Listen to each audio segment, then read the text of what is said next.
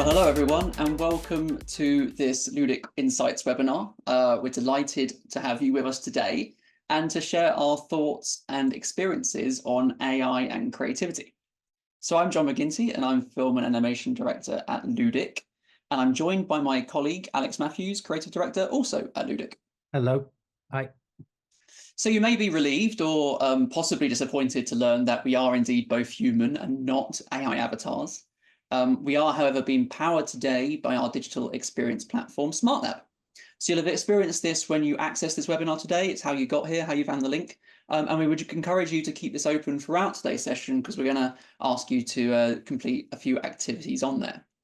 And in fact, we're going to ask you to do something almost immediately to make sure that you're on your toes and tuned in. And we want to pose the question of today's webinar to you. Is AI killing creativity? So if you navigate to SmartLab now in your other window, then hopefully by the magic of technology, you should see a poll on your screen. And we'd like you to vote on whether you think AI is killing creativity. You can vote yes, no, or maybe. Admittedly, it's quite a crude question, but we're keen to hear your thoughts and see if we have an audience of optimists, pessimists, or people who like to sit on the fence. So I can see some results coming in there. It seems like a lot of maybes. Okay, interesting. So do stay tuned to the end because we're going to give you our answers to the question. And in the meantime, also on SmartLab, while you're there, on the side panel, there is a place where you can ask questions. If we have time at the end, we might try and answer one or two of them. If not, you can continue to discuss them both during the webinar and beyond. So thank you for participating, and we'll have another poll shortly. Okay, so to start, we're going to try and define what we're working with today. What is creativity? The word creativity and being creative is a word that's used almost daily, especially in an agency like ours, and also in professional settings working with communication and design. But I think if you ask sort of 10 people what creative means, you might get 12 to 15 different answers. In a way, it's a little bit intangible, it's a little bit abstract, but we instinctively know it and feel it when we see it. And if I may, I think this is an important point. When we experience creativity, we only really experience it through a thing that is produced. So it might be, you know, a book, a film, a headline, a painting. That's the thing where creativity is judged. You know, I don't think you necessarily call someone creative if they've never made or expressed anything. So we see it in what they actually produced. It's the output that gets judged, remembered, and shared. And that's another point we'll revisit later. But to help us on our journey, we're going to use this very simple framework to help us out.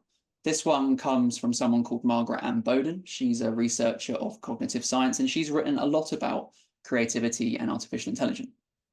And she describes creative ideas as something that are new, surprising, and valuable. And I think this kind of holds true. So if we break it down, new means it breaks from the norm. It's not just imitation. We typically praise creative work when it offers at least something novel, you know, if it's not the same as what you've already seen.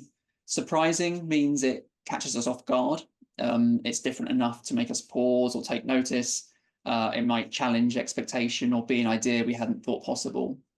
And valuable, well, it means it matters to someone or something. It has a resonance, it has a purpose, it potentially solves a problem.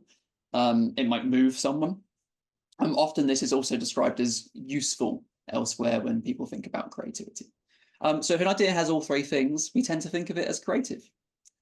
Sticking with Margaret Bowden, she also breaks down the exercise or the process of creativity into three different types. So let's have a look at these. The first is what she calls exploratory. And this is about working within an existing style of framework. So you might have an initial idea or a style of thinking, and you explore it and develop further ideas by tweaking around the edges, you know, exploring its boundaries, its potential, to find something a little bit new, as you can see there, through, you know, different points of a star, for example. And then typically this would be your classic brainstorming, trying to come up with variations on a theme. And Bowden believes this accounts for about 97% of human creativity, so by far the most common. The second is what she calls combinatory, and this is connecting different ideas that don't usually go together.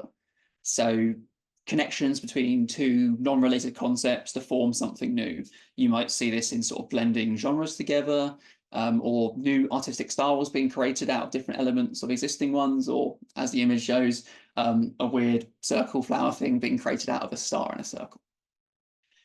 And the final form of creativity she mentions is what's called transformational. And this is kind of different to the previous two in that it's something entirely new. It breaks or reinvents a system. It's ideas beyond existing structures and styles to create something entirely original. She says it's the most difficult form of creativity, and I would agree, both for the creator and the audience. So the creator to obviously come up with it because it's brand new, but the audience also to interpret it. So you see this a lot in historical terms when there's a new art form and it's initially rejected by sort of the audience, but it gradually becomes more accepted as it's recognized in sort of culture terms. So if you then think about those three types and apply that to what we know as generative AI, it's kind of interesting to see how they align. So I think with generative AI, the first two, you can probably see parallels already. It kind of excels at them both. So from an exploratory perspective, it remixes style, tone, and structure, and you can come up with almost limitless adjacent ideas to what you plug in. So you can ask for endless headlines, suggestions, or images, and each one is going to be slightly different to the last. So it does that pretty well, at least from a basic kind of brainstorming perspective. The combinatory side of things, well, this is obvious. You can ask it to create you a new artwork that blends Batman and Barbie, and you'll get, you know, a big butch man in a dress or something. And it does that really well, like taking two existing concepts and bringing them together. But it's the third one that's really interesting. When you talk about transformational creativity, something completely new, I think it's still very much a human space, at least for now. So generative AI, again, it's trained on existing patterns and information. So what's been trained on, it's sort of the history of human creation. So all it's really doing is, if you like, is replicating and remixing those ideas. So it might really lack that ability to develop truly new ideas that break free of those constraints. But what about where creativity comes from our perspective? That is to say, the ability to perform those different types of creativity we've seen. And it's by and large from experience, right? It's exposure to ideas, concepts, other pieces of creative work, and recognizing patterns. I think that's really key. We all have our own experiences. We all individually experience these kind of patterns of the world. And that's why when we receive briefs, we can come up with different responses to it, to people entirely different. But I think it's the why behind creativity that is the key differentiator to AI at the moment. It's why we choose to create in the first place. And that might be to express, to connect, to provoke, or to solve a problem. There's a quote I saw recently that stuck with me. It said, AI can tell a story, but only we know why it needs to be told. And so I think that's really interesting to think about how you connect the context of what you're making to the world around it. And so the question we have is, can AI imitate this? Can it do a good job of replicating that creativity? And I think that's a really good moment to bring in Alex to take you through the next section. Yeah, so let's start by looking a little bit further at what the limitations of AI are. Most people have made the point that AI might be misnamed. Intelligence is a kind of misnomer, and people call it machine learning. But that may also be wrong because it lacks the ability to apply knowledge to new things and to explore for itself. And these are a big part of the human learning experience. So as the slide says here, it lacks intention. So to explore this further, I want to look at an area that's particularly interesting to me, humor. As a former cartoonist and children's writer, I'm pretty obsessed with sort of creating jokes and using visual wit in my work. So AI can generate puns or create jokes that follow the form of a joke, but lacks the ability to use observational humor, irony, cultural references that require real-world awareness. And humor is fast evolving. AI struggles to keep up with the nuances of online culture, irony and absurdism. So here's a pie chart, illustrates what we may be in danger of losing kind of perfectly. And that leads me to talk about what has been called visual wit. So designers often use visual wit in logo design, not wit as in funny, but wit as in inventive thought. So wit connects with people because it's pleasingly clever. We feel clever ourselves when we get something that might be more elusive to others. We feel in on the joke. And the FedEx logo that you can see here is probably the most famous example of this. I'm sure you've all by now noticed that the hidden arrow in the capital E and the X. And then the second logo here is much less well known, but everything you need to know is here to understand what this business is or what this organization is. A fountain nib plus a spoon. This logo's for the Guild of Food Writers. Both really pleasing examples of visual wit. Okay, so here's an exploratory creativity exercise. The idea here is to explore words in an inventive way. It flexes the muscles that designers use to find something witty and pleasing.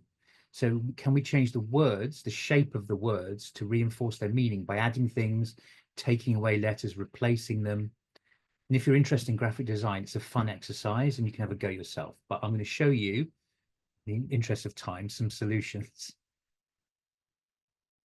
Okay, so this exercise comes from a famous designer called Robert Brownjohn. He was responsible for some Rolling Stones record covers and so many things besides that. But what he did here was he took one typeface in one size and showed how expressive it could be. Here on the first column, he applied the maths to the word. In the first case, adding the D's to create adding, subtracting the A to create subtracting, and so on. And in the second, he understands the leap we can make when letters are removed, we can still read the word. He understands that we get that sort of context. So the creativity here is spotting something in the shape of a word or the letters to bring out additional meaning. And that's exactly what the FedEx logo achieved. Okay, so I gave this prompt to ChatGPT to see how it could handle the exercise. There we go. This is one of its answers. So it didn't do too badly. I'm just showing one of the answers here, but you can see that its idea is a little way off the mark. It says here that a $ hints at loss of subtraction. Maybe not in my book, but I guess there are no right or wrong answers here in any case. But AI can help us sift through and explore things. It can come up with bad solutions, and sometimes those are really useful.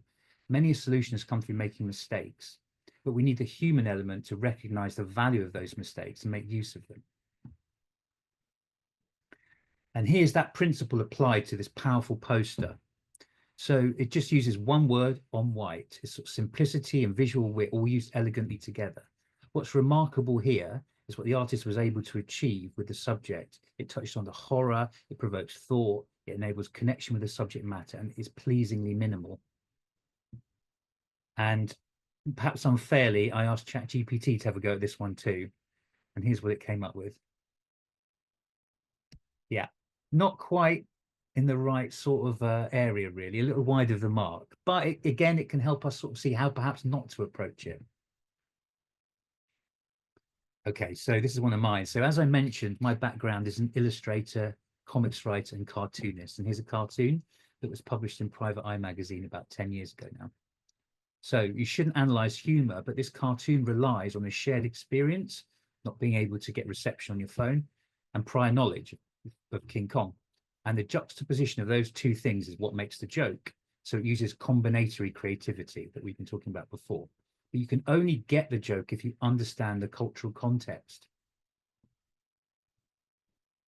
And here's a classic poster from The Economist. If you walk under it, a sensor will trigger, causing the light bulb to light up. Here, nothing is explained, but we have all the context already in our minds. So this is something we harness at Ludic. This is what we call a scribe. You may have seen it in action, where an artist joins a meeting or a conference and creates a takeaway picture comprised of vignettes from the speaker's words. This artist is using all the skills that we've been talking about and puts them together in that moment to create an impactful visual covering some of the topics from, in this case, the Innovation Roundtable. So these scribes are brilliant takeaways because they connect with the audience by reminding them of their experience in a human way. They use shared knowledge, they use humor, they use wit, and they have also that connection through the fact that it's drawn by a human, and people just connect with that kind of human creativity. Okay, so I thought it might be good to talk about my creative process to round this section up. Okay, so in the before times, way before AI, I used to have a few ways of approaching to creating a cartoon. The first one is to scribble ideas in a sketchbook. So I might draw a giraffe put it in different contexts to see if that sparked anything, put it in the fridge, put it in a car with its head poking out the sunroof, stuff like that. Or I might run through ideas in my head, making connections and seeing if any strange juxtapositions would spark any gold. This involved a lot of lying down on the sofa, a lot of gazing out of windows, and lots of long walks just to shake something loose. Sometimes I'd spot something while I was out, and boom, the joke would appear fully formed. And that's the sweet spot. But most of the time, it involved a lot of trial and error and grinding through lots and lots of ideas. So a good way of working in this kind of space is to take two incongruous things, say two news stories, and ram them together. So an example might be the tariffs, and I saw recently a story about pandas. Pandas come from China, perfect. I can put those two things together. And then the next step might be, now I would use AI to help me through the process by giving me new information on the tariffs and on pandas to help me make connections. So I might ask ChatGPT, how do the tariffs affect pandas? And this is what ChatGPT told me. It actually gives me a lot of interesting new information that I didn't realize before. And there must be something there about adding 125% to a panda, maybe a smaller panda getting larger. Anyway, I need to think about that some more. Okay, so in summary, creativity is often about spotting patterns. So give your brain room to do that.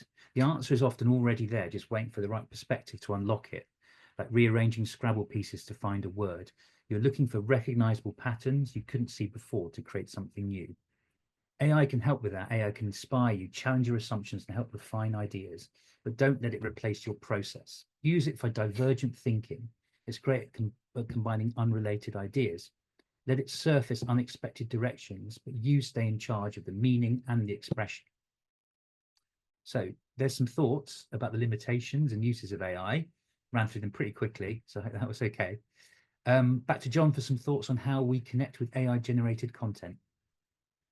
Perfect. Thanks, Alex. So we've spoken about types of creativity from the perspective of the creator, but now I want to look at almost the other end of the telescope. I want to look at how audiences engage with AI-generated content. And in fact, we're going to pass it back over to you for a while. So if you go back to SmartLab, there'll be a question waiting for you. We want to ask you this: how AI-generated content makes you feel. So for example, when you see a piece of media, whatever it might be, which is obviously produced by AI, or you're told is AI, what's your reaction? So imagine this webinar you're seeing now.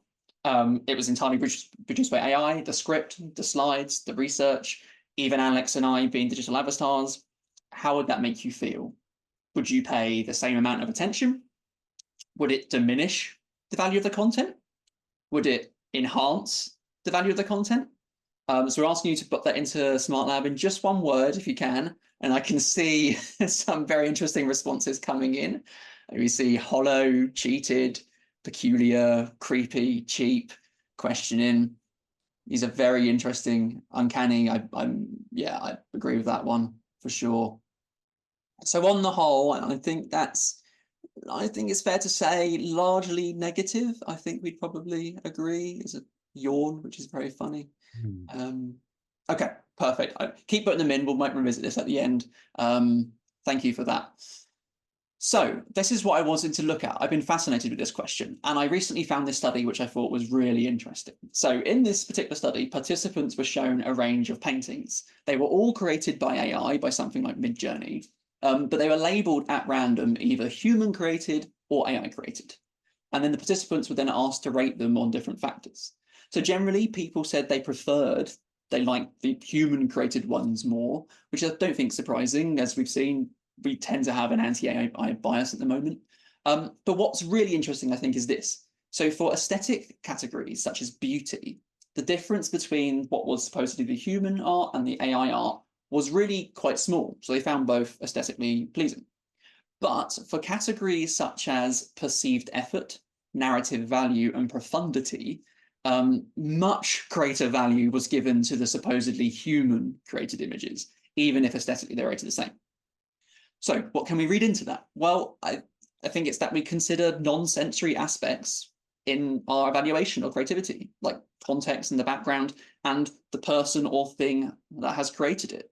So currently, at least according to these studies, we place more value on the human created work even if they look identical. So what we believe about the artist, human or AI, affects how we feel. And now this is really fascinating to me because it's arguably a contradiction to what I said earlier about the output, the thing that's been produced, being the thing that you view. It might be that in the context of human versus AI creativity, we have a new way of looking at it, a new system of beliefs. And in case you're wondering, for the images on the screen, the one on the left is the human one, it's Monet. The other one on the right is something done by Midjourney as well.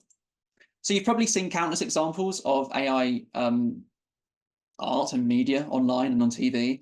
This, what's playing now, is a Coca-Cola advert from last year. It was widely publicized at the time by Coca-Cola themselves that the advert was created using AI. You're probably familiar with the style. It's the famous "Holidays Are Coming" truck advert. And unsurprisingly, after posting this, it got quite a bit of attention. So here's a small selection of comments and headlines that I found when I was browsing online. You can see they're not particularly complimentary. But what's interesting, most they focus on the soulless or fake aspect, or the fact that AI is taking jobs from creatives. Interestingly, all the things or viewpoints that are about the context of the advert itself, not necessarily about the quality of the advert. And I think this is the common reaction, as we've seen from that study. People don't at the moment see the effort in the AI content. They see like a lack of decision or a lack of creative process. But what's also very interesting is the advert was tested with consumers to gauge its effectiveness. This graphic is from System One. It's a company that tests adverts to see the ability to create demand, the effectiveness of them. And most importantly, when they did this test with audiences, with consumers, they didn't tell them they were watching an AI-generated advert, or they had to compare it to previous Coke adverts. And the advert itself scored a near perfect score. It got 5.9 out of 6 in that scale they use, very much in line with previous non-AI Coke adverts. In fact, some of them even better. So for all the complaints we saw there, or the online audiences and dismissing it as soulless, it didn't matter a bit for its effectiveness. So I think this is quite interesting to send how we view the future of how we might view AI. And there's a few different perspectives we can see here. So the first is we might have a shifting of how we evaluate or judge creativity or creative works. Until recently, all our societal and cultural judgments have been based on human-generated output because that's all that existed. But now with AI, it may be that we have new evaluatory systems for looking at AI-generated or assisted output. We might even see sort of award categories based on the use of AI that gradually shift opinions. Point number two, people may end up paying a premium for human creativity if it's felt that AI is only a good enough solution and human creativity is where the good stuff lies.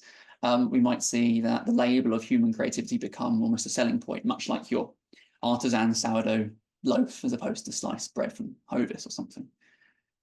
And lastly, and maybe slightly depressingly, it might not matter. As AI becomes ubiquitous, we might not care who or what made it. I think the point is, at the moment, a lot of the stuff shown online, or that Coke advert we just saw, AI is pointed to as the thing. It's a novelty, it's noticeably AI because the quality isn't quite there. And so people have a negative reaction to it. But as it becomes more ubiquitous, the quality gets better, it becomes less of that selling point, if you like, then audiences might not notice and might not care. They just want to be entertained. So we kind of come to the conclusion of today's webinar, and our attempt, at least, to answer the question we started with, is AI killing creativity? You voted on it, and we can share our answer with you. It is definitive and the only one you'll ever need. And that answer is, in fact, no.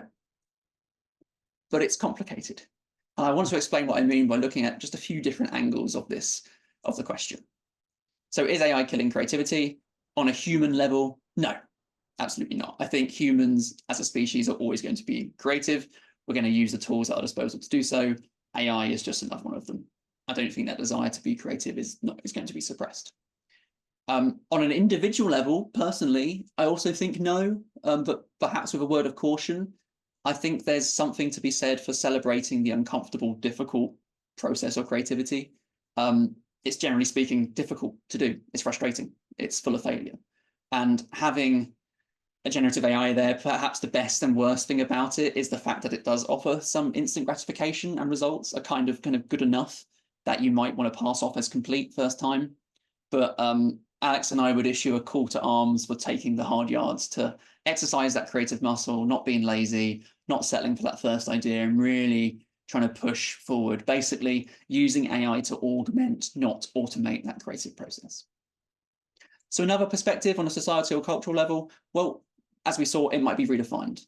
How we interpret, evaluate, judge creativity. We might celebrate the human input more. We might not care. We might value the use of innovative AI. It's open to be seen. And that's very much kind of the creativity in the eye of the beholder. We may be writing emails with AI and sending and getting replies by emails. So just AI is talking to each other. It may mean that we just end up valuing direct human contact a lot more. And it may be that the creativity moves to art forms that are more not on the screen, more in person, live, and so on. And so in a way, it may be a boon for certain art forms, whereas it might be negative for others. For sure, for sure. And sadly, to end on a bum note, is AI killing creativity? On an economic level, probably yes, actually, from this perspective. So I think inevitably the use of AI will mean fewer people doing certain tasks and jobs in creative fields, at least ones who sell their services for money. And if fewer people are able to do that, then fewer things are produced by humans. And from that perspective, if you like, then AI is kind of killing creativity. So yeah, on that happy note, I think we're probably a little bit over time to answer questions, sadly, but we will, Alex and I will log into SmartLab and we will respond to some of the questions that have been posed. And we do encourage you to have a conversation on there.